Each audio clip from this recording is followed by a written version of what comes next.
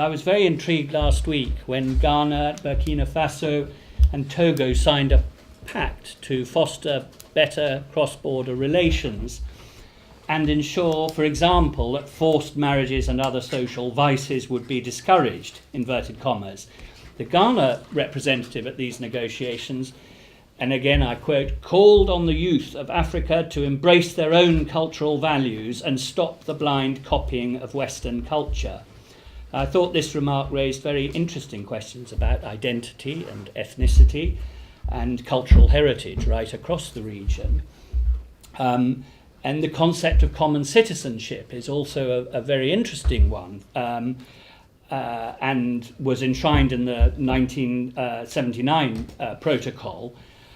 Is there such a thing as a West African citizen? This is frequently debated, of course, in Europe as well. Is there a European citizen? So there are many overlapping things which I think are of great interest in the cultural and ethnic makeup of the region.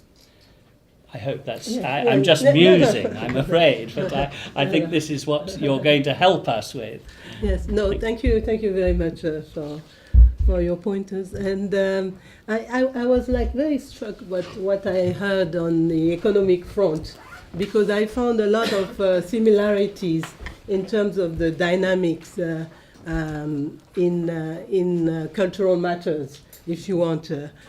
We've got some positives and then unfortunately some negatives. I would say also that there is some sort of a regional identity. I think that yes, you do feel as a member of ECOWAS or in French CEDEAO. I think that has worked quite well. There is also, I think, the freedom of movement, and which means also the freedom of arts practitioners, and that's also a good thing. And but what I want to remind people today, although it's something that we could take for granted, is the immense talent and creativity that we have in the region. And that is on the traditional side as well as on the contemporary side. I think that one of the biggest failures is probably the issue of language. Because we've talked about the currency, which is hampering the development, the lack of a common currency, but also the issue of language. At independence, our countries made a key decision, and that was to keep French, English, and Spanish as official languages. And the idea was that it would allow us to communicate better between ourselves and also with the outside world. But this hasn't happened. Because if you see the Francophone world and the Anglophone world, you can see there's a great gap. There is no real communication. We're not communicating enough, at least in an efficient way. Therefore, we're not sharing ideas, we're not sharing knowledge, and we're not able to pool our resources together and find common solutions and have a common vision. Language is a big one.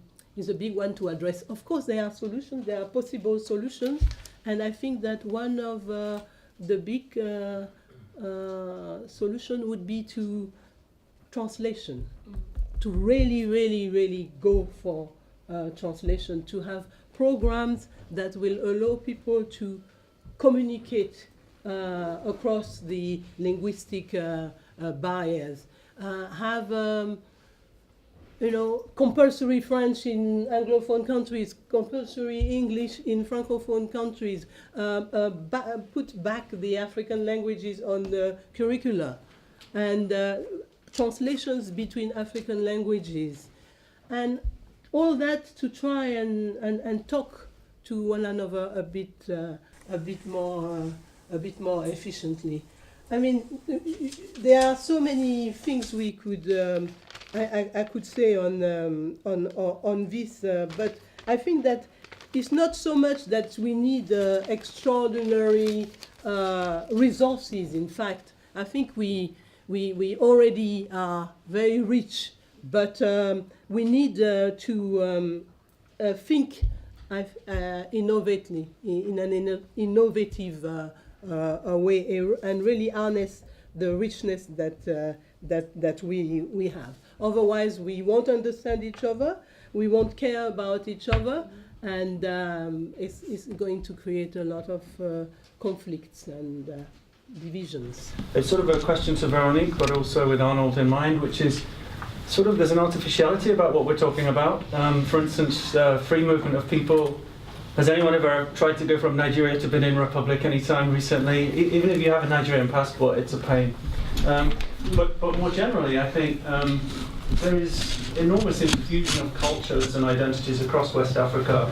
If you think about, for instance, Fulfulde, it's spoken from Nigeria all the way over to Senegal. Hausa is spoken in many northern countries, northern parts of West African countries. So isn't the challenge, and then sort of on the economic front, of course, we all know, or I'm sure most of us know, the symbiotic relationship between Benin Republic and Nigeria in terms of smuggling of goods. The same for Niger and Nigeria in terms of textiles. So most cars in Nigeria, second-hand cars, come from Belgium via Benin Republic into Nigeria. So isn't the issue sort of on the economic front and on the cultural front that actually in terms of ECOWAS, West Africa, you have very strong informal flows that are under the radar, and the challenge for ECOWAS actually is how to formalize these relationships. Thank you. Well, the flow exists, and although yes, I agree that it's not that easy to travel, because first you have borders and then you have customs and this and that. You have a lot of trade going on in spite of all these obstacles. And then if I want to say one thing about women, for example, market women, they just cross borders, and they are known to be extremely dynamic. But just wanted to say, you said you were from Cassava Republic. Well, then I said congratulations, because I know that this is a publisher who is trying very hard in Nigeria to do some good work. So I think we need a lot of publishers like that, and we need the books to also cross borders. Well, if it's any consolation, I actually bought some of your books. So we're on the same side. But the point you're making is a very valid point. First of all, one of the arguments I've made is that if you travel across Europe, there are no real borders. You just can drive across from one country to another. Usually, people are the frontiers, and they just watch, and if they're suspicious about a car, they'll stop you. In West Africa, you run a gauntlet, okay, and of checkpoints and all that stuff. They can't not give you a visa, but the process becomes very administrative. The challenge, as I keep saying, it's for the decision makers to say, remove the borders. However, there is a financial aspect to it, because those border points collect revenues, not only for the government, for the individuals who man those borders. So what has happened is that there is actually a fund de compensation, which actually exists. There's money sitting there, okay? The protocols are signed, so it's not like they haven't signed them. They're done. It's the execution that's the problem. And unless and until we have leaders who can say, across West Africa, bring down the barriers, it's not going to happen.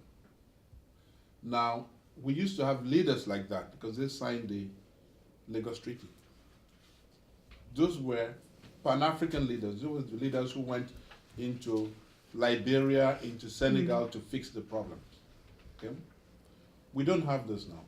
And that, for me, is really where the challenge is. The challenge is in the leadership that doesn't just stay at home. A leadership that sees its role as creating this larger market because it benefits everybody.